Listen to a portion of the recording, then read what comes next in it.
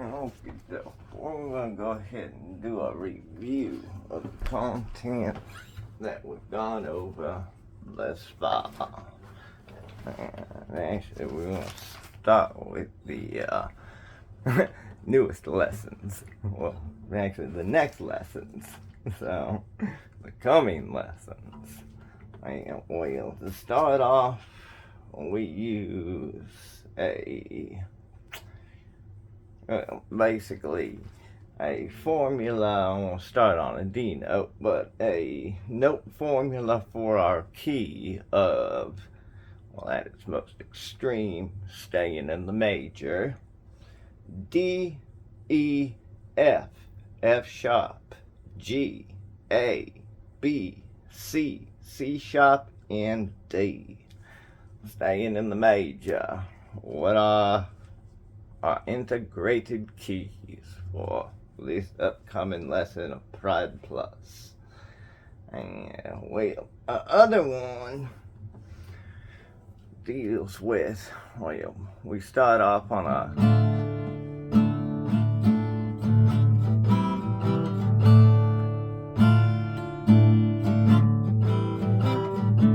D minor, A minor, C. D minor, A minor, C. Well, actually, A minor 7th to C. So D minor, A minor 7th to C. D minor, A minor 7th to C. And eventually we drop that F out of our D minor chord, switching it from a D minor chord to a D suspended second chord, and we get a new pattern for the reprise.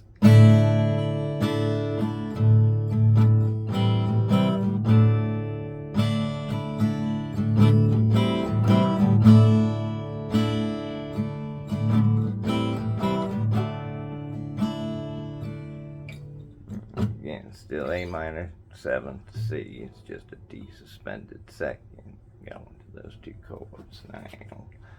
And well, basically, what are some of the ways this changes things, both before and after?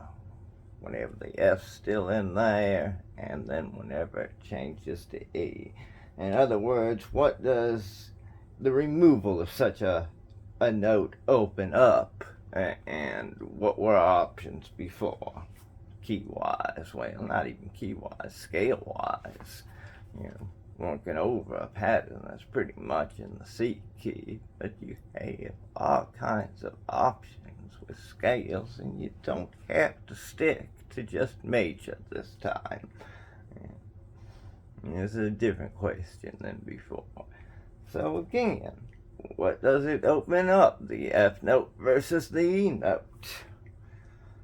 Well, that's going to be red herring in its prize right there. We'll get into that whenever we get into that lesson. That might be the one we open up with.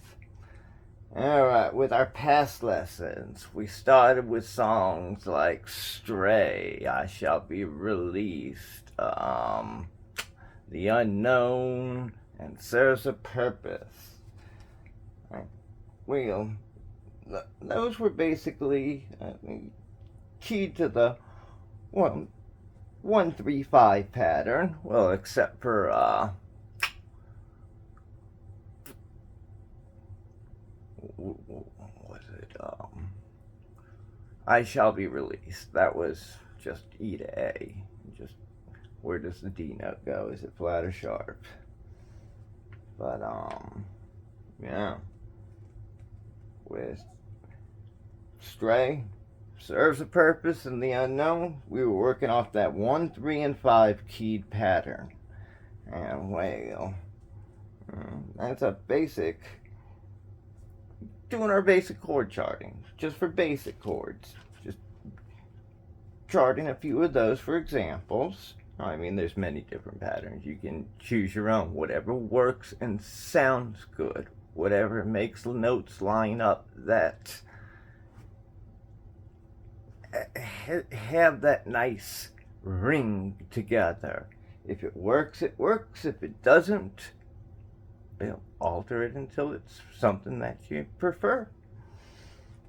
It's all in the preference. You got quite a few choices. I just showed you a couple. And then with Stray, we didn't just do a simple chart. We did key altering through those high-end notes, depending on whether they were staying in C natural or moving as far as, I do believe it was as far as A natural, if not A minor. So it's just working the alts,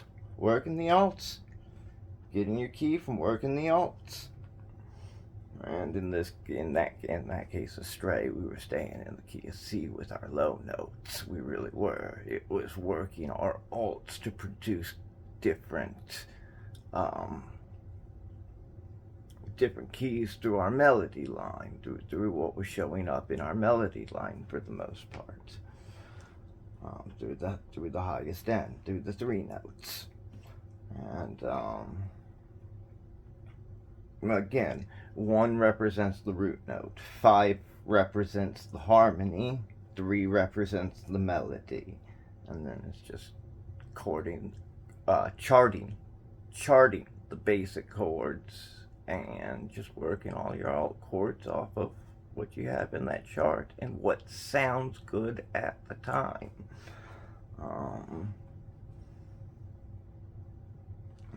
You can keep it as natural as you want to, or you can further alt from there. You just can.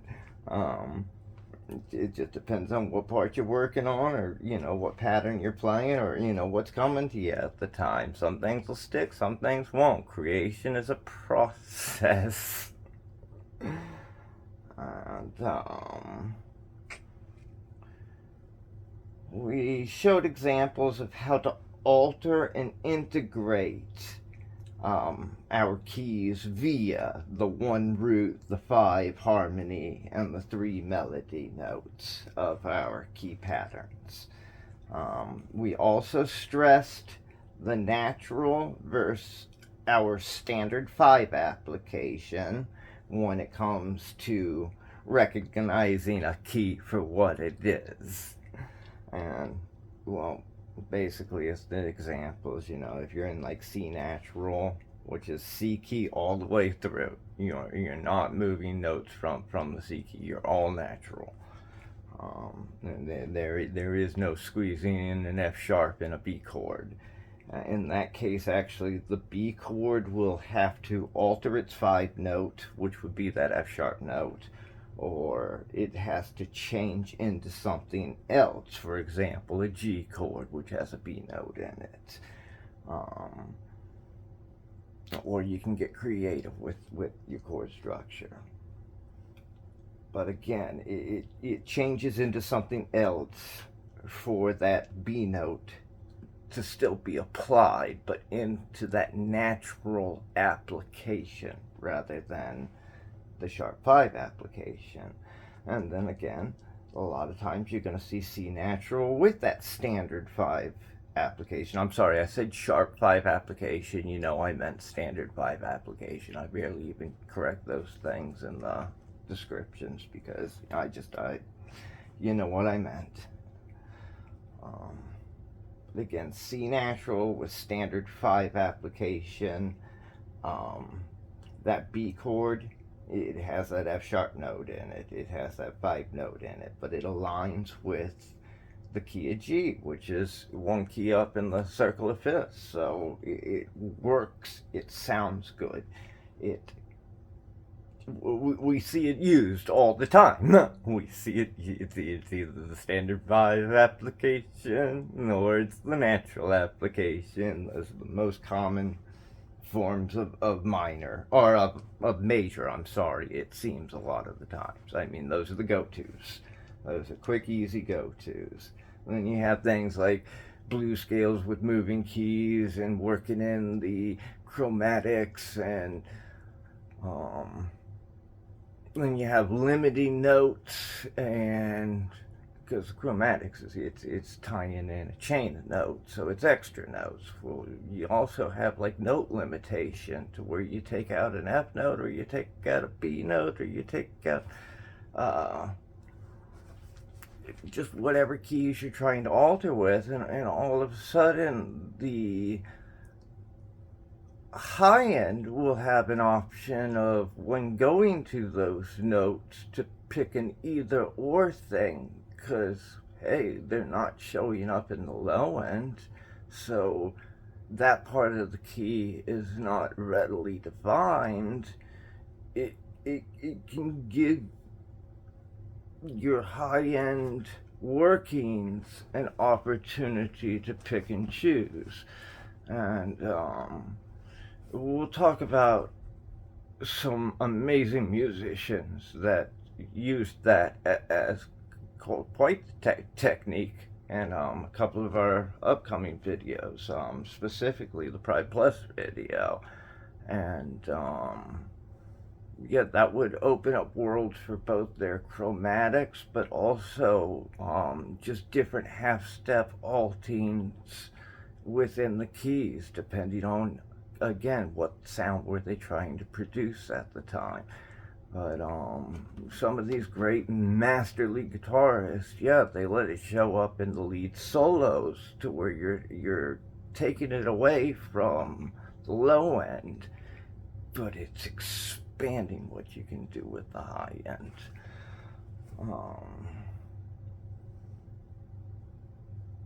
And again, we'll get into that on the next lesson. We'll talk about well, not the next lesson, but the Pride Plus lesson. We'll talk about some of that. Okay, more review. Once we get into, actually, this goes into the future. But once we get into a song called a minor medley, I'll also show you an example of how even standard 4 application can be used. And the example we'll be doing is a cool one, because it's kind of deceptive. It actually looks like we're altering from a D minor back into a D major, but once you see the application to the way the melody takes off through its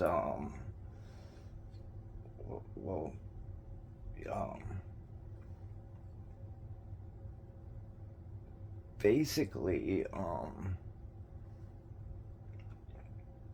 it's a run. It's a melodic run that it takes off through. But you get to see how that standard 4 application comes in, and how, like, yeah, something that looked like it switched back to major was really just two different minors all along, the 1 minor and the 4 minor all along. It's a cool,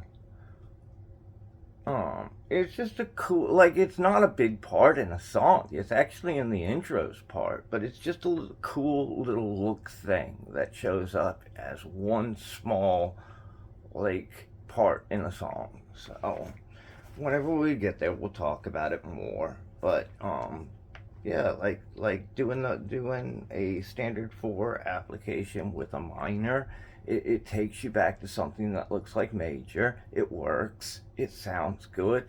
It integrates well. So, I mean, that's something I'll give you right now to play with, and then we'll just get into the lesson later. Because I'm sure you can figure that one out.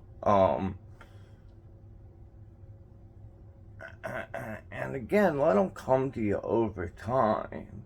But, you know, if you wind up discovering something with a little working like that in the meantime, I mean, well, that's cool. That's just cool.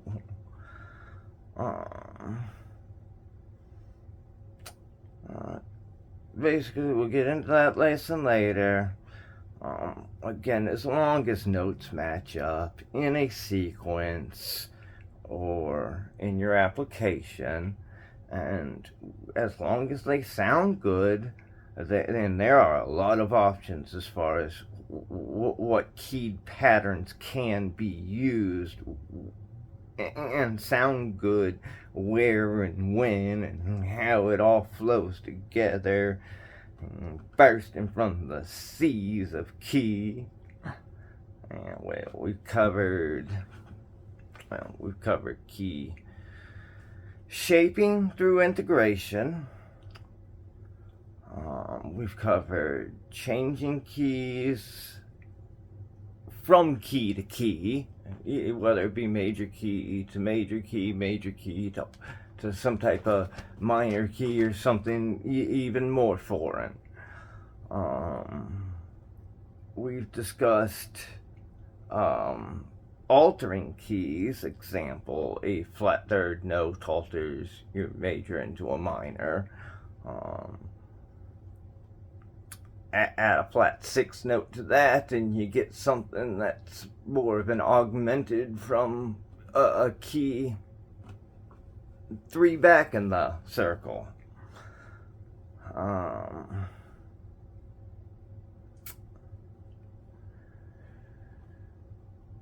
We've covered adding notes to keys and working basically the chromatic positionings into the key. Example of that would be a song like Ewok.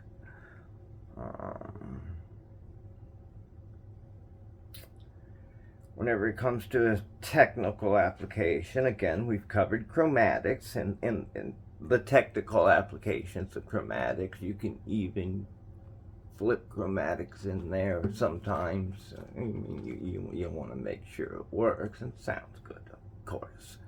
You can even, if you're keyed to a natural standard key, whether it be major, minor, or whatever, just something that doesn't have a chromatic in there, every once in a while there's probably a positioning to where you can work with chromatic, whether it be through the low end or the high end, to create, because chromatics are the same as return notes. The difference between return notes and chromatics, chromatic is 3 notes in a row given. So often the in-between one's a return note. Sometimes it's longer, 4 notes in a row, but it's a chain. It's a chain. You're connecting notes in a chain. For example, C, C sharp, D. That would be a good integration again of C scale connecting with D scale, or G scale connecting with D scale. But it's wherever you can add a little extra pizzazz. Or let's say you're in the key of C, but you flip from an E note back to an E flat note back to an E note real quick, just to get a little emphasis into a minor before going back to that major. That's an example of a return note. Again, this is me sharing lesson in advance, for prepping you for the next lesson whenever we get into the red herrings return note lesson, which is going to be a chain of them, and I'll show you a sharp standard 5 application in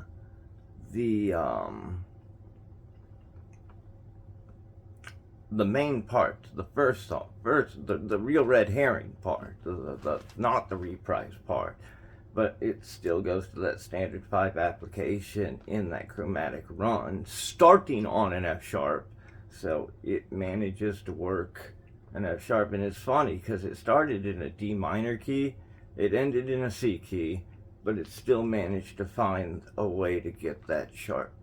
It's just that the chord that it landed on, it had that F sharp in there. So, but again, we'll get to it whenever we get to it. That one's coming up next. That's going to be the red herring lesson out of the next 2 videos.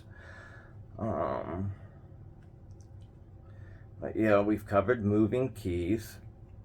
We'll get to another moving key part soon, and the reprise to the red herring.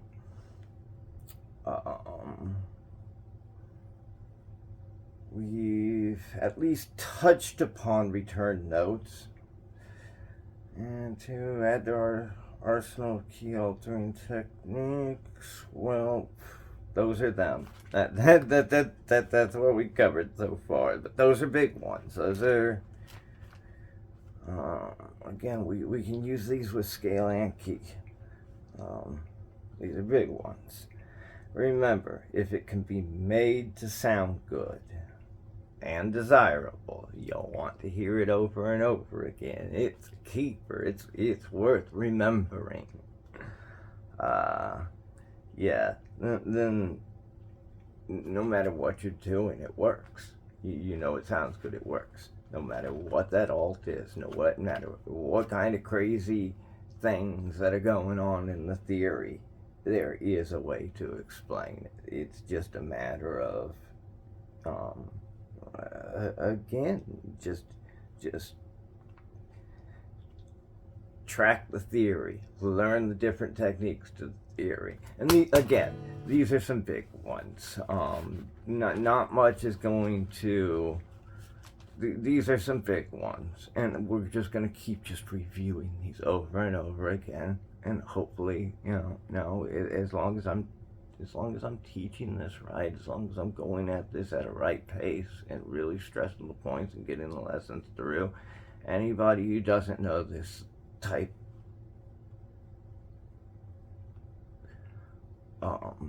well, just each and every one of the lessons. Anybody who doesn't know one of the individual lessons, I mean, hopefully this really helps to,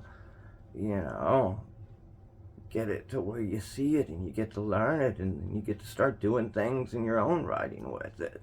And again, a lot of my songs, they develop over time. They start out short, and some of them become monsters, some of them become long, and some of them are meant to be short. They just sound beautiful the way they are. I don't want them to be any longer. They're just what they're meant to be. If they connect to something else, then that's always cool. Like the one coming up, I like how my intros medley connects to the D-Run, which connects to that just short little Set Free song. And then you get the Monster and Pride Plus. I like how those, everything starts into the next, and it shows a lot of just basically D through F sharp, including the F. I don't think I ever go to E note or the E flat note to start anything, but it's just different variations starting off of those going into whatever the next thing is. And it's fun. I like the way they sound together. Alright, we've even touched upon key versus scale integration, and we'll be doing more of that again with the red herring and its prize. Keep the stray lesson in mind whenever it comes to that one. And also keep Ode to the Truff Shuff in mind whenever it comes to the Pride Plus lesson. It's just a different version of that. It's not exactly the same. It's the same thing, just applied slightly different with more stress on the F to F sharp connection. And this time we'll be jumping ship on the scales and with that high-end medley to the red herring and his prize. We'll be working a lot of more high-end on that song.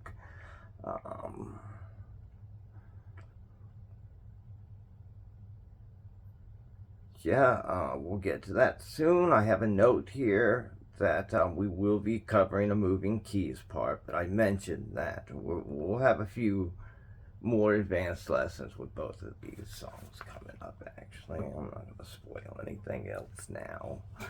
Also, lastly, keep finding ways to use what you learned, but don't force anything. Let it come to you. Let it build over time. Become what it becomes. Keep the things worth remembering. I mean, don't hesitate to write things down, but the things that stand out to you, the things that you're constantly thinking about, and those are the things, trust me, those are the things that are worth keeping. It's both going to be your style preference, but it's also going to be something that if you're humming it in your head over and over again, you're probably willing to play it for the rest of your life. Keep it. Those are the things to look for. And lastly, keep finding patterns. Learn material that improves your technique. Learn material that helps with your own application in your own songwriting. Don't hesitate to be critical of yourself. Be critical of your finger placements. Learn how to, do that quick chord coverage, distance covering, working things to perfection, especially the techniques and favorited little tricks and things like that stand out to you. I mean, don't hesitate to pick those out from your main composition and make those into little lessons that you specialize in working on, because that's important to you. Those are the things to work on. Those are the things to drill, basically. Be critical of yourself. I'll keep saying it. Play with different timings, as well as odd counts to different timings. There's all kinds of crazy things that, you got 4/4 and 3/4. Those are the basic things you're going to be using. But you got all kinds of cool little techniques you can do with 4/4 and 3/4. All kinds of odd little off-type counts. And never hesitate to use your rest notes as part of the composition. I know I play a lot of runs and a lot of, well, not runs, but a lot of walks, a lot of 8-note patterns. Something that makes some of the great musicians stand out is not just notes that they're hitting in the pattern, but knowing when to use proper rest notes in order to create diversity to the melody, rather than everything just being a straight shot. And same with bounce melodies, doing those hammer-ons and pull-offs that the guitar gives us the ability to do. Again, it just adds a little extra bounce to things. Never hesitate to use both your tricks that make for extra notes, as well as your rest notes when applicable, when you can get it into the groove and make it to where it's like, okay, yeah, this 8-note pattern is great, but then you speed up this little part, slow down this little part, put a rest here, and all of a sudden it's unique. And I mean, if it's to your liking and to your preference, you'll keep it. If it isn't, you'll work it into something else, to work something else into something else, and so on. But it's just, sometimes it's not just the notes that are there, it's the notes that aren't there, and sometimes the notes that are there can be evolved into something even greater.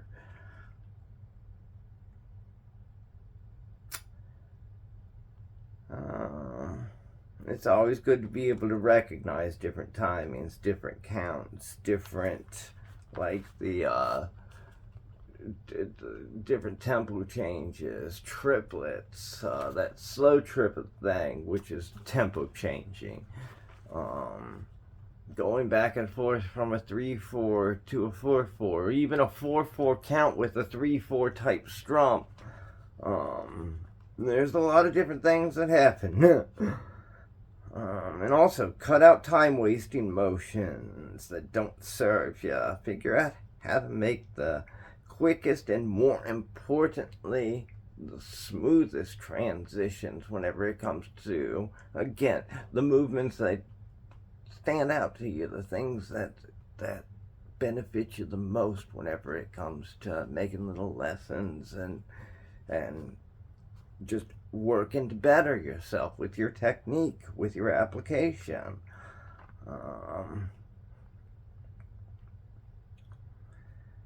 Just keep at it. Master your kung fu, which is just hard work. Keep at it.